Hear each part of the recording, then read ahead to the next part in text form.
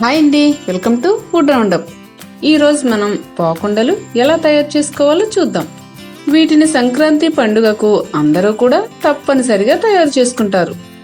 అమ్మమ్మలు నాయనమ్మల కాలం నుండి తయారు చేస్తూ వస్తున్న ఈ ట్రెడిషనల్ స్వీట్ ని అందరూ కూడా చాలా ఇష్టపడతారు.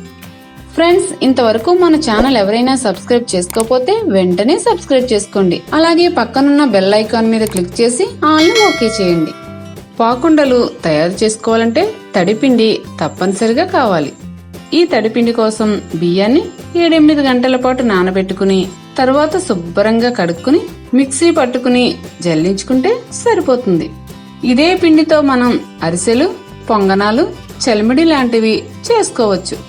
ఇప్పుడు మనం పాకుండలు చేసుకోవడానికి ఈ పిండిలోంచి 1/2 కిలో పిండి తీసుకుందాం. తర్వాత స్టవ్ మీద గిన్నెలో 2 స్పూన్లు నెయ్యి వేసుకుని అది కాస్త హీట్ అయిన తర్వాత చిన్న చిన్న ముక్కలుగా కట్ చేసుకున్న 1 కప్పు పచ్చి కొబ్బరి ముక్కలు వేసుకుని ఫ్రై చేసుకోవాలి. స్టవ్ మీడియం ఫ్లేమ్ లో పెట్టుకుని వీటిని వేగించాలి. ఇవి 1 పెచ్చు కొబ్బరి ముక్కలు. నెయ్యికి బదులుగా నూనె కూడా వేసుకోవచ్చు. ఇలా నెయ్యి వేసుకుని చేసుకుంటే టేస్ట్ బాగుంటుంది. ఇవి వేగిపోయి ఇలా గోల్డెన్ బ్రౌన్ కలర్ లో మారిన తర్వాత బయటకు తీసేసుకోవాలి. ఇప్పుడు పాకం కోసం మరొక గిన్నెలో 1 కప్పు బెల్లం వేసుకుని దీనిలో 1/2 గ్లాస్ నీళ్లు పోసుకుని బెల్లాన్ని కరిగించుకోవాలి. ఈ బెల్లమంతా కరిగిన తర్వాత ఫిల్టర్ చేసుకోండి.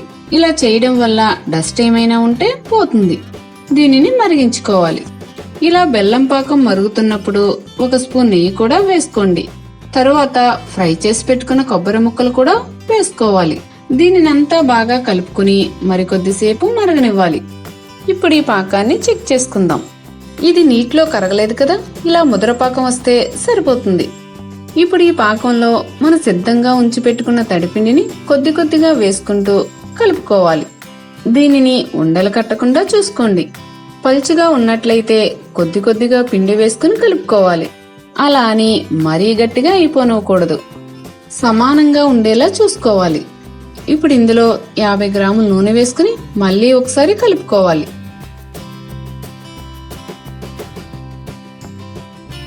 పాకుండలు వేసుకోవడానికి పిండి సిద్ధమైపోయింది.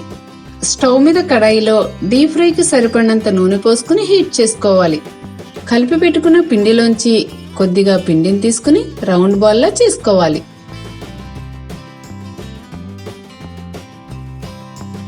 ఇలా చేసుకున్న పాకుండలను ఒక్కొక్కటిగా తీసుకుని స్మూత్ గా మరిగిన నూనెలో వేసుకోవాలి.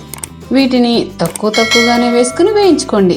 ఆయిల్లో వేగేటప్పుడు ఎలాగో ఉబ్బుతాయి కాబట్టి ఎక్కువగా వేసినట్లయితే అటు ఇటు కలుపుకునేటప్పుడు విడిపోతాయి. స్టవ్ మీడియం ఫ్లేమ్ లో పెట్టుకుని వీటిని వేయించుకోవాలి. ఇవి వేగడానికి దాదాపుగా 10 నిమిషాల సమయం అయితే పడుతుంది.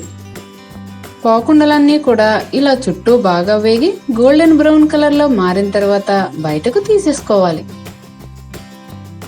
చూసారుగా, పాకుండలు చాలా బాగా వచ్చాయి. ఇదే విధంగా చేసుకుంటే పాకుండలు మీకు కూడా విడిపోకుండా బాగా వస్తాయి. మరి ఇంకెందుకు ఆలస్యం, మీరు కూడా ఈ సంక్రాంతికి బెల్లం పాకుండలు తయారు చేసుకుని టేస్ట్ చేసి మీ అభిప్రాయాలను మా కామెంట్స్ రూపంలో తెలియచేయండి. ఈ వీడియో మీకు నచ్చినట్లయితే లైక్ చేయండి, షేర్ చేయండి. మరిన్ని మా వీడియోల కోసం ఫుడ్ రౌండప్ ఛానల్ ని సబ్స్క్రైబ్ చేయడం మర్చిపోకండి.